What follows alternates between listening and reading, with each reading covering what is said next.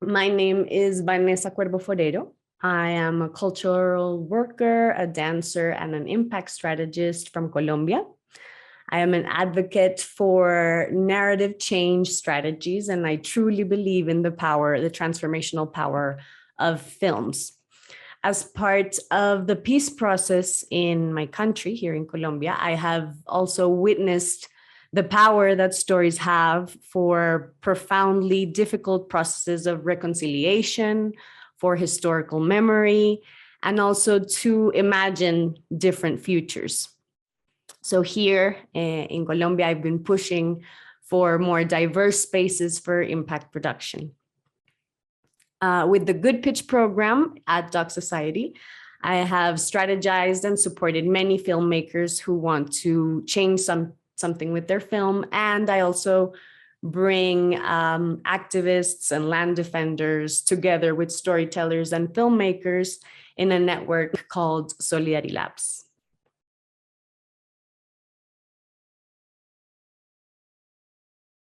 With my work at Doc Society, I've been involved in over 7 Good Pitch programs in Vancouver, in Mexico, in Brazil, in Puerto Rico, and here in Colombia. So I think I've worked with at least 42 film teams. And most recently, I've been working also with the Climate Story Labs. So going beyond documentaries into other forms like podcasts and shorts. So here you can see some of the films that I've collaborated with. They have very different styles. Away from Meaning is a film from Mexico about mental health. Entre el Olvido y la Paz is a short that we did here that we worked with here in Colombia with the Peace and Truth and Reconciliation Commission. Limiar, which is a story about a trans teenager and her mother in Brazil.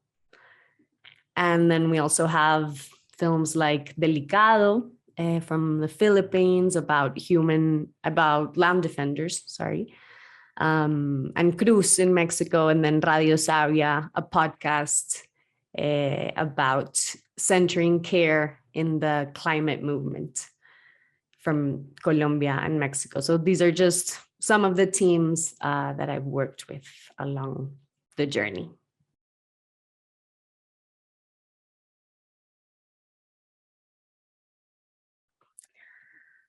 My favorite part of impact production. I really like being a bridge between activists, social movements, and filmmakers. So I really enjoy like that magical moment, in which those connections bring to life like new ideas or new ways of bringing the messages of change to people. So I like those connections.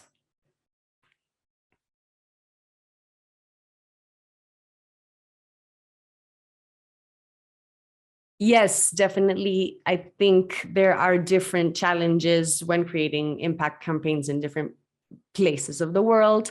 And they vary a lot depending on those territories and the realities of those places where the change is needed, right? Obviously our realities, our privileges, our problems are wildly different. And in some places, like in India, censorship is one of the biggest issues, right? Here in Colombia, you might not get censored directly, but you can get threatened for revealing something that the government doesn't want people to know. So they start discrediting some of the teams on mainstream media, or they're criminalized.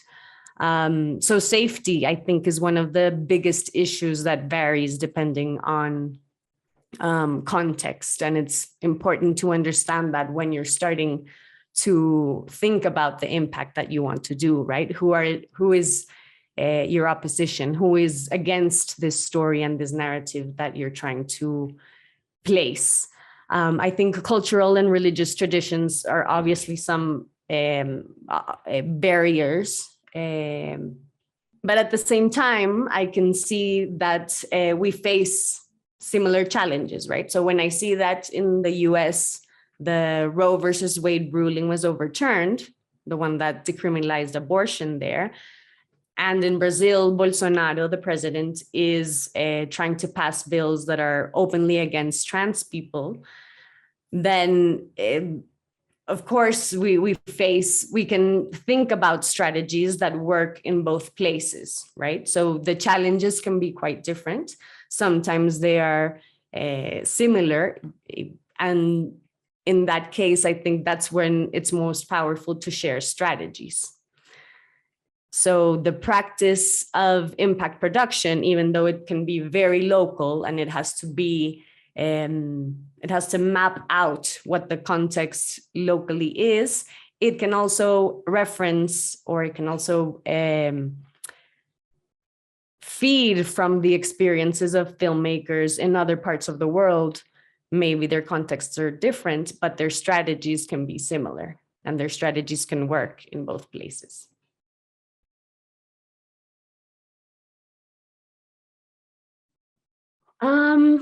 I think we have similar practices. I think especially in the global South, we have been doing impact productions without naming it that way for many, many years, right? And our distribution networks are not as strong. So we have been kind of forced to use films in a way that is alternative to the commercial distribution patterns.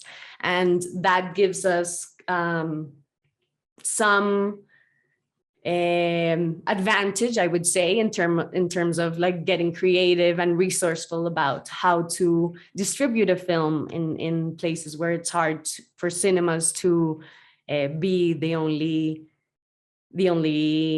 source of for people to see these movies. At the same time, I think we have also leaned, or we've been supporting social movements, and social movements have been leading the way in terms of, narrative change. And so that's also something that I find similar, especially again, like in the global South. In my own experience, I see that similarities between countries and struggles happen. Like, for example, Colombia and Mexico historically have many similar struggles, right? Drug trafficking, conservative Catholic societies, violence, disappearance. And so, again, like I said before, I think our strategies can complement each other. And when a team in Mexico puts on a campaign that faces or that shows similar stories, of course, in Colombia, then we can feed into that narrative constellation. And then it's not only us that are taking these stories, and it's not only our solutions. So we're all kind of like digging into a bag of where we find like similar problems.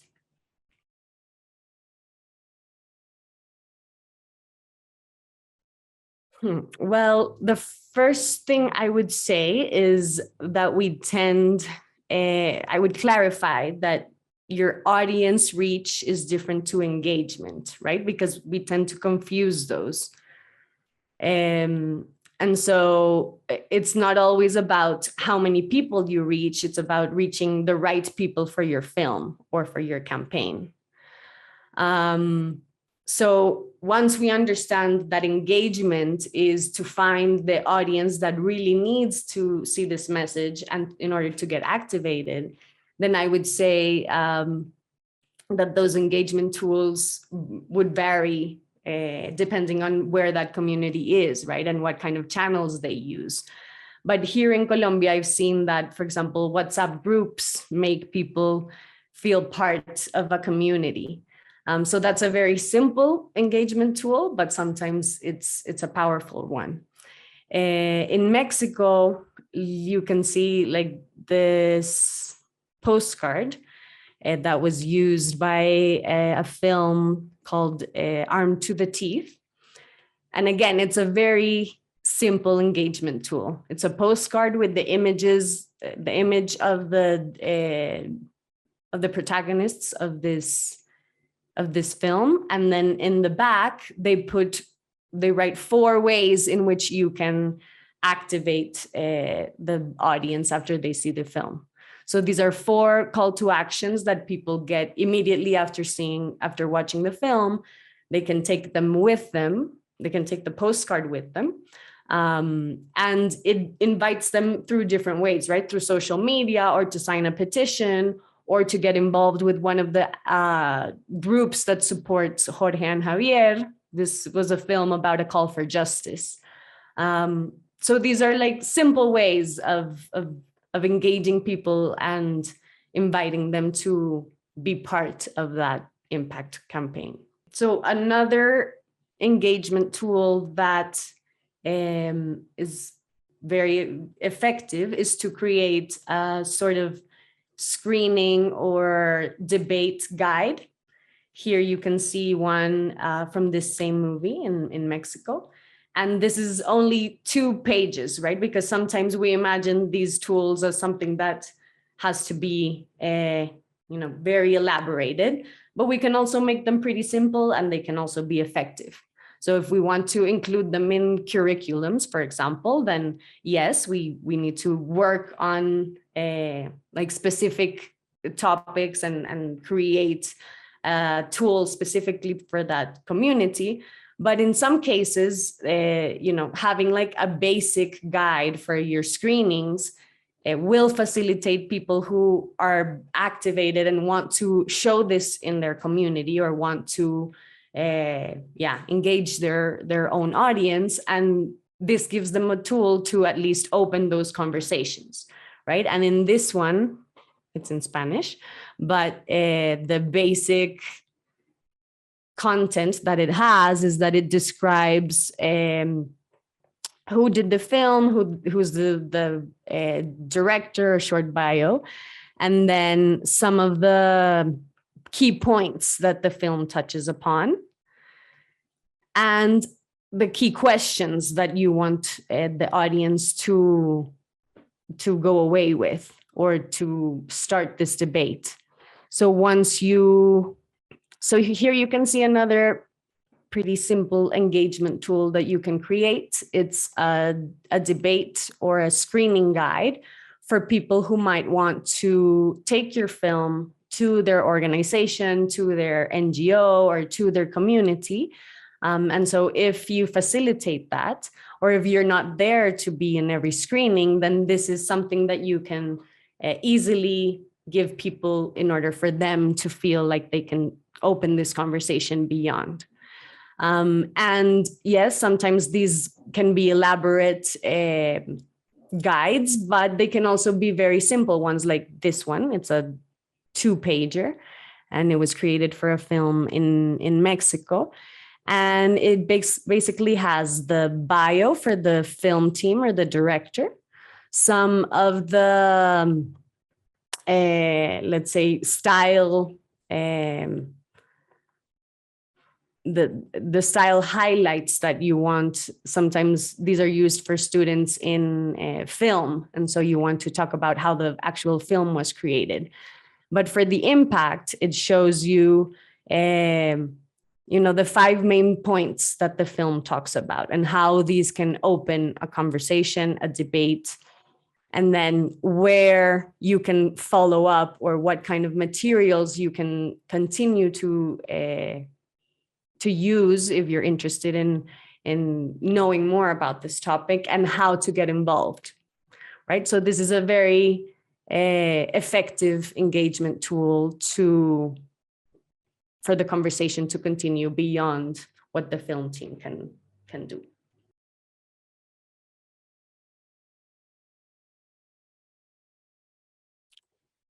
Yes, well, I think it is useful to create different categories and audiences based on the objectives, the strategies, and the goals of your impact campaign, right? So you're not going to reach everyone, and this notion of like, I want my film to be seen by every single person, in practice that isn't effective, right? You need to really narrow it down to the group and the audience and the people that are going to want to see this film and that are actually able to reach it.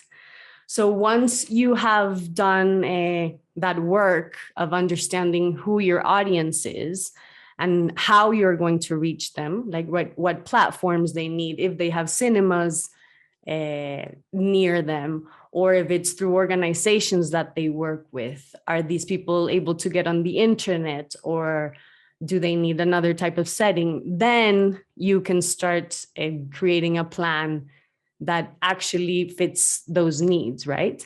And this can also help you track the impact within those different communities or audiences that you're reaching. And again, it can sound a little bit redundant, but genuinely knowing that the audience wants to be involved in your impact campaign is not something that you can take for granted, right? You need to kind of like, for example, the collective lens, which is a methodology developed by Pieces Loud, I think is a good lens, because it talks about engagement in different steps, right? So first there's like this notion of outreach, of anyone you can reach out to for your film to become part of their community. Then there's interest, right? If people actually show interest and want to engage with what your film has to offer. And then if there's enough trust and interest, then they'll commit to actually collaborating with you. And once that is achieved, then that's a partnership, that's an engagement. Okay, so with different audiences and an engagement plan, I think the first thing you need is to understand where that audience is and how to present the film to them.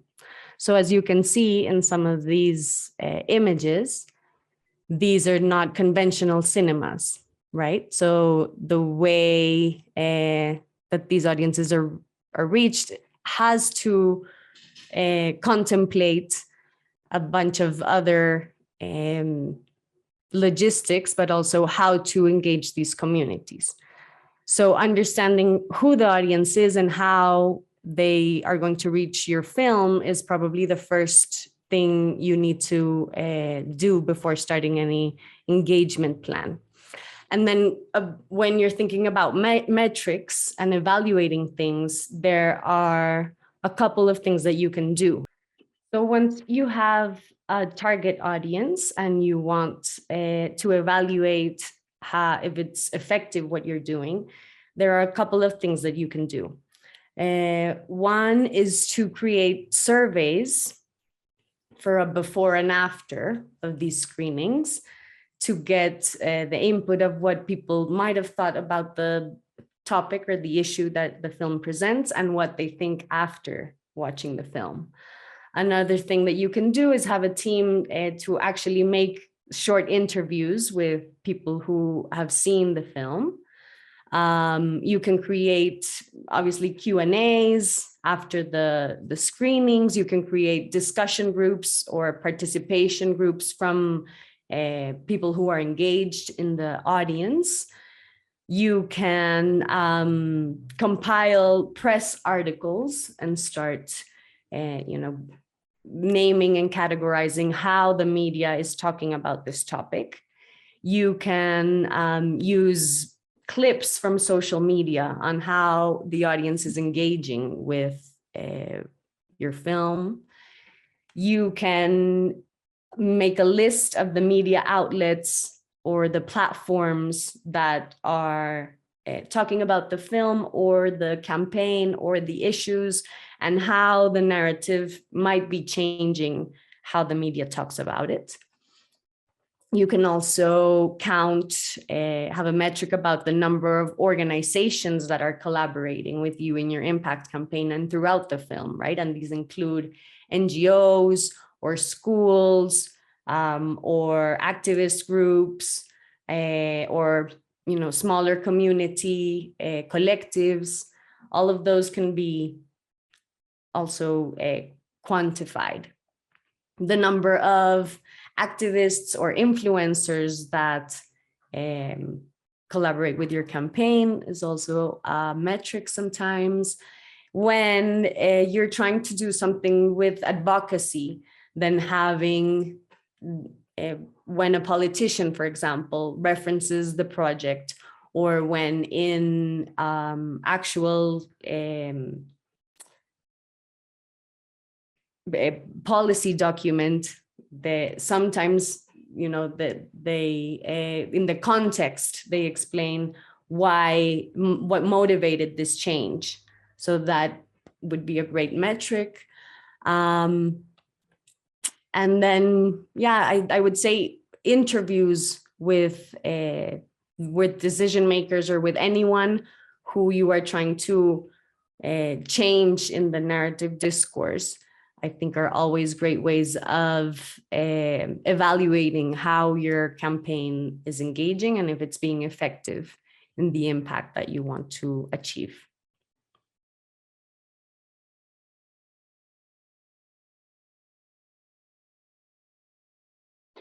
Right. So when we're talking about event-based audience engagements, sometimes that face-to-face space is really important. Obviously, with the pandemic, the online world really grew and our opportunities there as well.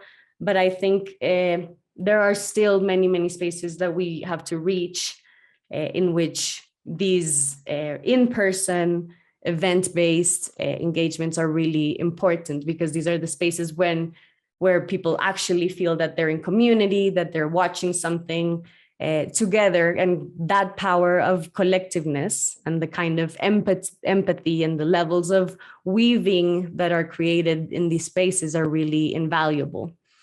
An example of an event-based engagement was one that we did with a film about truth and reconciliation. And when we thought about where to show this film, which was created by an Afro-Colombian team, we identified the major musical festival in Colombia, which is the Petronio Alvarez, because it is a place of gathering for this community, right? And it's not a film festival.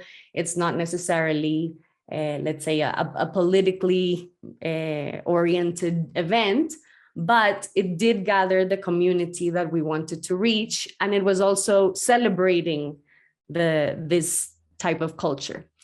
So we reached out to this huge music festival. You can see some of the photos here. And they did have a space in which they had different talks and let's say like cultural offerings. And so our film was screened there to an audience that included families, young people, older people.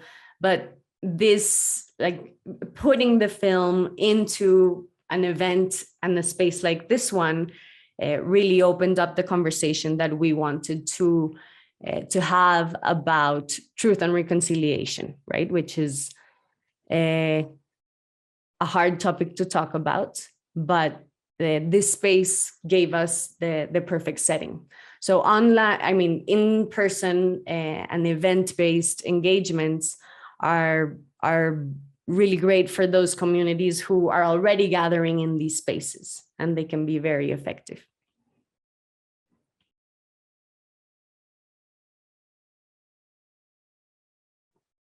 Yes, so the pandemic taught us how apparently easy it is to connect the world through the online universe, because there are many types of barriers that prevent people from meeting physically, right? So geographical barriers or lack of access for people with disabilities.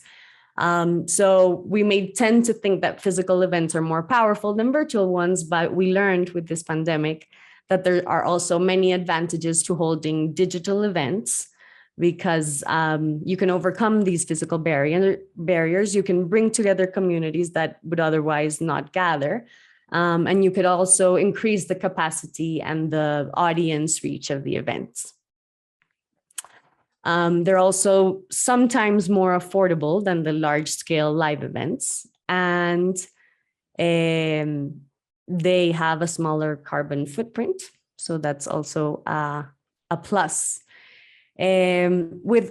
Particularly with audience engagement, they have the advantage of being measurable. We can collect data based on the participation or people who had to fill something out in order to get a Zoom link. We can extend the life of the event by recording what we shared and then making that into some sort of material to encourage more online discussions, or to put it online, or to put it on our website. And they don't necessarily answer all of the needs. They're not. There's also people who are fatigued from these spaces, but I think they're a way of activating that's also very effective.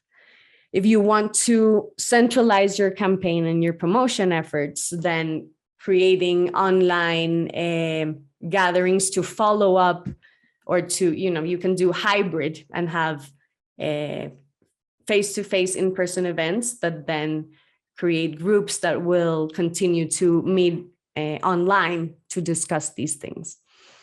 Often people build like social media presence by default without thinking through the reasons behind it.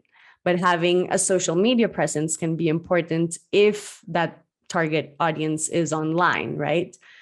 So in other words, if the people that you want to attract or to influence are engaging in these spaces, then what you need to ask yourselves is which platforms do they mostly use, or where are they most frequently getting their information from, and what is it that you want to activate in those spaces? Is it the social, the shorter conversations? Is it a call to action? Is it maybe the change of narrative happens also in those online social media platforms? So kind of like having a comprehensive web presence, both with your social medias, with your websites, and with these Zoom events, can be essential in your impact campaign.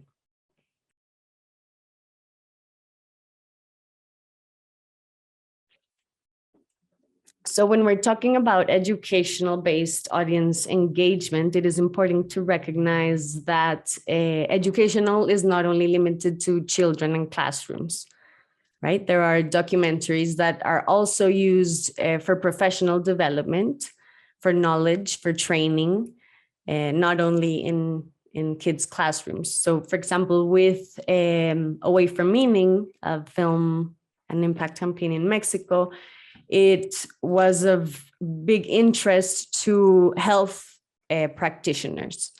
And some of the major collaborations were with these centers in which they were training health practitioners to deal with or accompany families that had a family member with a mental health condition. And so these educational settings, which sometimes are, like I said, beyond classrooms, are also very key when your film wants to reach those training and knowledge spaces.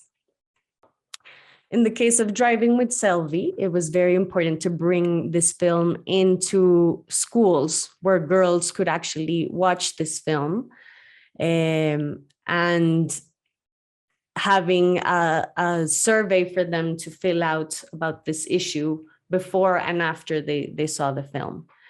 And getting into these schools was actually a way of distributing the film as well, because the film, after going through festivals, was dedicated to these, let's say, girls' schools.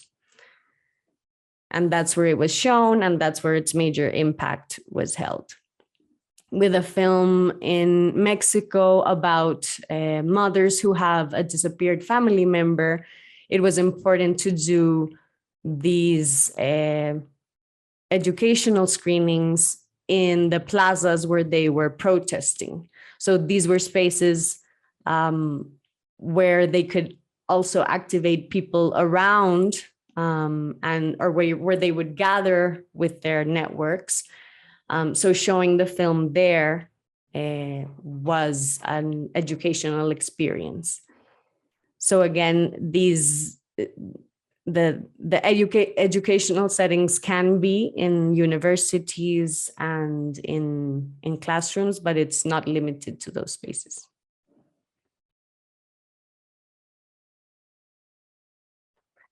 So sometimes when attempting to engage influencers, you also need a different set of strategies than you would when your efforts are strictly community-based or partner-based.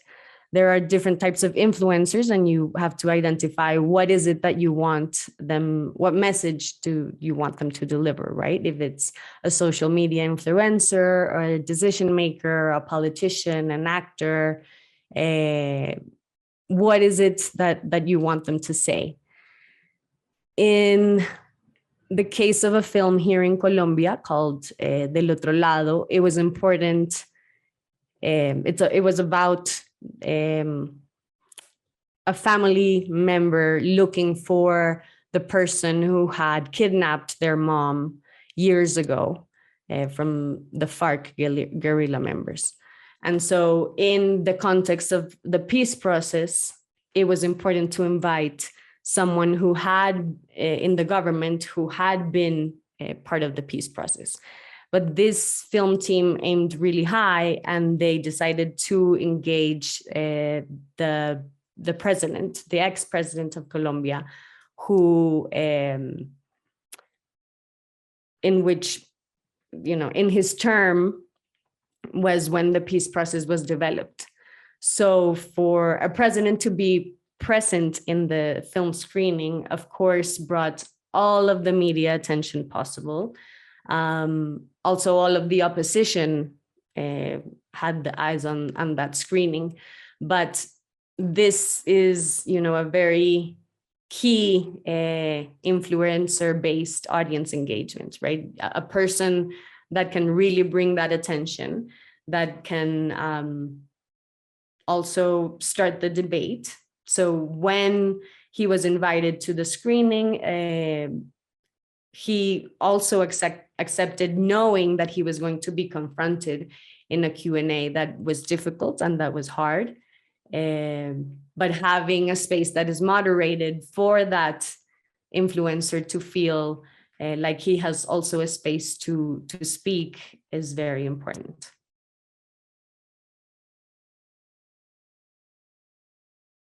When you're thinking about audiences that can't reach the cinemas, we worked with a film here in Colombia called La Fortaleza, which featured the life of many football fans who are young teenagers, and they're normally criminalized. So part of the audience, like the main target audience of this film, was actually incarcerated, and it wasn't possible for them to access the film in a traditional cinema. So for this strategy, it was important to have a streaming on Facebook, because even though they're incarcerated, some of them have cell phones, and their cell phones include, here in Colombia, the basic plans include WhatsApp and Facebook. They're included like in their data. And so this was an important way to reach them. And like you can see in these images, most of them were able to watch the film on their phones, and they engaged over Facebook and expressed how important it was for them to be represented in this film, but also to be able to watch it from the place where they were.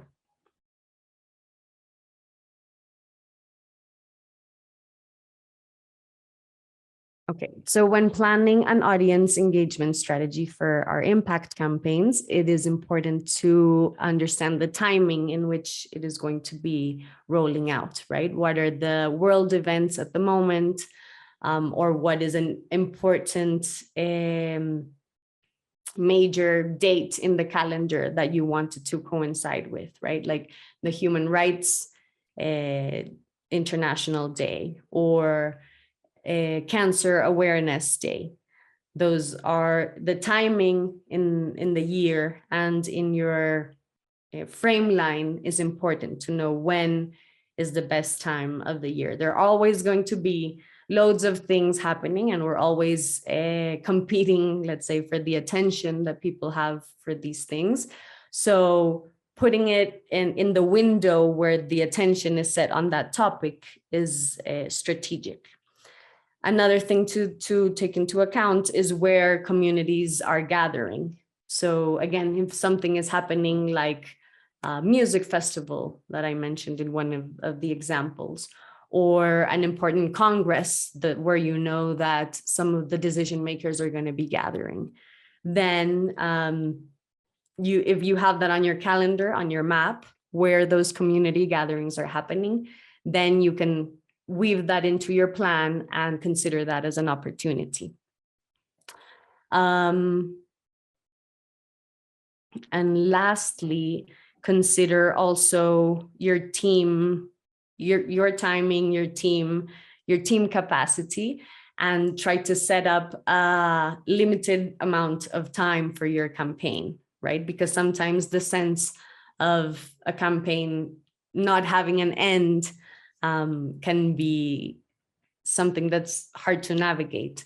So either building it in stages, so that you know that in a first stage, you're targeting one type of audience and you're going to engage with them mostly in person. Maybe then you can do another stage where you're engaging online with another target audience. And then a final stage where you can also see how the audience have reacted and what action needs to continue to happen, and who you can kind of like pass on the baton for the campaign to continue. Might be your way of closing your impact campaign and your audience engagement plan.